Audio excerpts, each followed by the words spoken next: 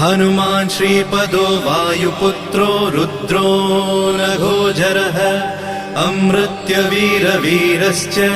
ग्रामवासो जनाश्रयः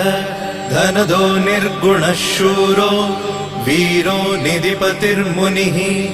पिङ्गाक्षो वरदो वाग्मी सीता शोकविनाशकः शिवः शर्वः परो व्यक्तो व्यक्तो धराधरः पिङ्गकेशः पिङ्गरोमा श्रुतिगम्यः सनातनः अनादिर्भगवान् देवो विश्वहेतुर्जनाश्रयः आरोग्यकर्ता विश्वेशो विश्वनाथो हरीश्वरः भर्गो रामो रामभक्तः कल्याणप्रकृतिस्थिरः विश्वम्भरो विश्वमूर्तिर्